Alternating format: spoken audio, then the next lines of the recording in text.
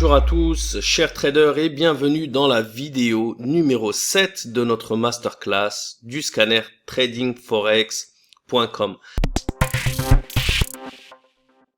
Alors dans cette vidéo, on va parler de quelque chose qui est trop souvent négligé par les traders débutants, et c'est toute la partie gestion de capital, gestion de risque. C'est parfois vu comme quelque chose de mathématique, quelque chose d'ennuyant, et pour autant, eh bien c'est la clé de la réussite, car il est impossible de réussir dans le trading sans une gestion acceptable de son capital et de son risque.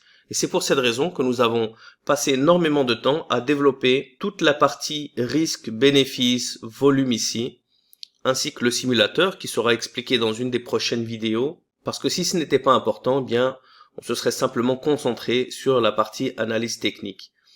Alors, je vous ai expliqué dans la vidéo précédente l'importance du range, comprendre la fourchette des marchés entre le support et la résistance la plus haute d'une certaine durée, que ce soit d'une journée ou dans notre cas de 4 à 5 jours, et donc d'adapter un volume en fonction justement de ce range et en fonction également du risque et du bénéfice que vous souhaitez atteindre et accepter. Et donc, il est très important que le volume soit adapté parce que c'est l'une des raisons vraiment principales pour lesquelles les traders n'arrivent pas à être rentables, c'est que de nombreuses fois, ils ont un volume qui est trop agressif par rapport à leur risque et c'est uniquement lorsqu'il est atteint qu'ils se rendent compte qu'ils ont peut-être ouvert un volume trop élevé et puis ils ferment leur position ou bien même dans le pire des cas, ils se font même stopper et grillent leur compte. Dans notre cas, pour éviter de faire des erreurs de volume, d'ouvrir par exemple 0,1 lot au lieu de 0,01, nous créons une consistance parce que c'est vraiment dans cette consistance et dans cette répétition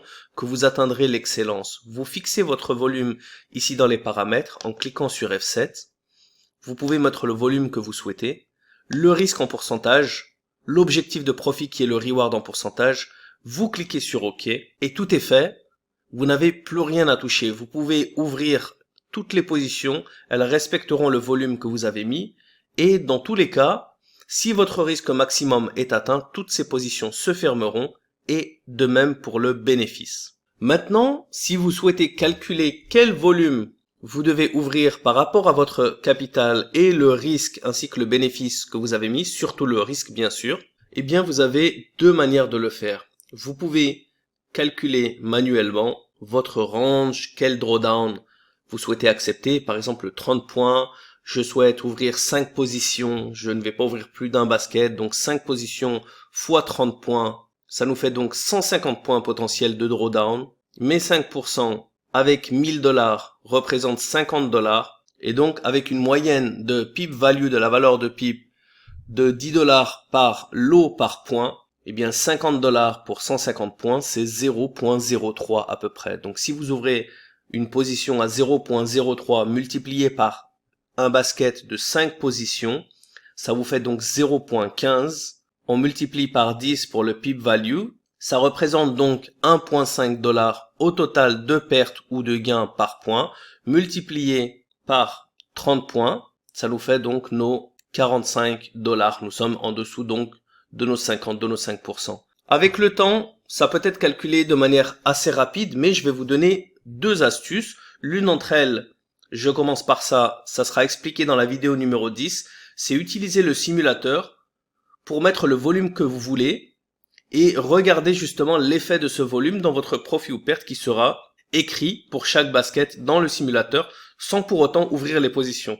C'est vraiment quelque chose que je recommande parce que la partie théorique est très intéressante, mais il n'y a rien de mieux pour vraiment tester votre gestion de votre capital, votre money management, que de le faire soit dans un compte démo ou soit en utilisant le simulateur ici, qui n'ouvrira aucune position réelle.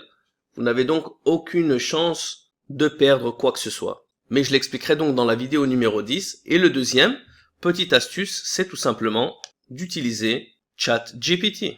Et regardez, si j'écris « J'ai un capital de 1000 dollars, je souhaite ouvrir 5 positions de paires majeures et ne pas perdre au total de 5% de mon capital.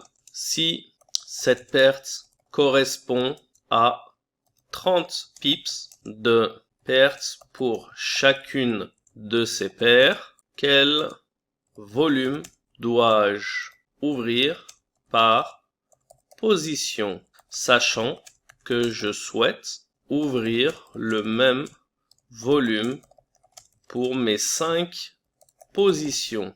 Allez, voyons voir ce que ChatGPT nous répond. Donc les 5%, ce sont les 50 $ qu'on a dit. 5 positions, c'est donc 10 $ par position. Les 30 pips, valeur d'un pips divisé par 30, 0,33 $ par pip. Et donc, pour chaque position, vous devrez ouvrir 0,03 lots si vous utilisez des lots standards pour laquelle nous avons dit que c'était 10 $ par pip. Donc, comme vous pouvez le voir, bien sûr, moi je fais ça depuis très longtemps, donc ça prend juste une seconde. Une fois qu'on l'a fait des milliers de fois, on arrive à calculer mentalement. Ça devient du calcul mental qui est aussi facile que de dire 3 fois 3. Ce n'est pas du génie, ce n'est pas que quoi que ce soit, c'est simplement de la répétition qui fait qu'on arrive à avoir une idée de se dire, ah, sur ces 50 points, j'ai 10 positions à peu près, je devrais ouvrir ce volume. Et je peux également le confirmer en calculant moi-même par rapport à mon pip value, mais vraiment, on a la chance d'avoir ces outils d'intelligence artificielle. Il faut faire attention parce que on n'est pas sûr que ces outils sont toujours 100% fiables, mais on peut vérifier l'information. Mais là, dans ce cas, l'information est absolument parfaite. Donc voilà le petit outil additionnel que vous pouvez utiliser pour vous aider dans votre gestion du money management, donc dans votre gestion de votre capital et de votre risque, avec le volume adéquat par rapport à justement votre balance et votre risque maximum. Je vous retrouve donc pour la prochaine vidéo qui va parler de l'analyse multipériode M15H1. D'ici là, je vous souhaite un bon trading à tous et à très bientôt. Ciao, ciao.